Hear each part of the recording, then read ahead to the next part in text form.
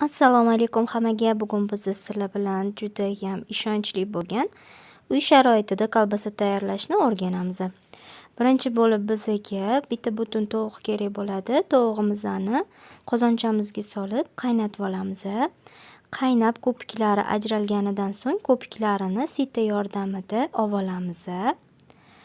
Endi sho'rvamizga bitta butun piyoz, bitta dona qizil sabzi va 3-4 ta dona chesnok bo'laklarini solib 1,5 soat vaqt davomida qaynatib qo'yamiz. Ozgina ta'bga ko'ra tuz ham sovurishimiz kerak bo'ladi. Mana oradan 1,5 soat vaqt o'tdi. Bulyonlarimiz tayyor bo'ldi. Endi 200 ml ni alohida idishimizga olamiz. Endi olgan 200 ml sho'rvamizga 3 osh qoshiq jelatin solib 10-15 daqiqa ivitgani qo'yib qo'yamiz. Pishgan tovuqlarimizni qo'limiz yordamida ajratib olamiz suyaklaridan. Sabzavotlarini ustidan solib, qo'l blenderi yordamida bir xil massa qilib blender qilib olishimiz kerak bo'ladi. Endi jelatinli massamizni ustidan qo'yamiz. Yana blender yordamida maydalab olamiz.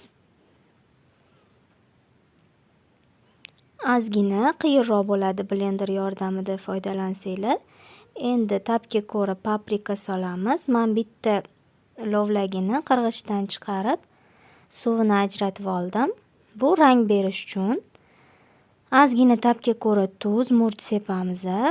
Boshqa pripravalardan foydalansanglar ham bo'ladi. Endi yana qo'l blenderi yordamida bir xil massaga keltirib olishimiz kerak bo'ladi. Bizga shunaqa plastik idish kerak bo'ladi.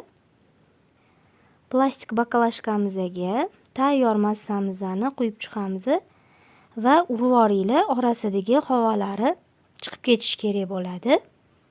Endi ustiga salofan paket yoki strich yopib, qotqunigacha xolodilnikka qo'yib qo'yamiz.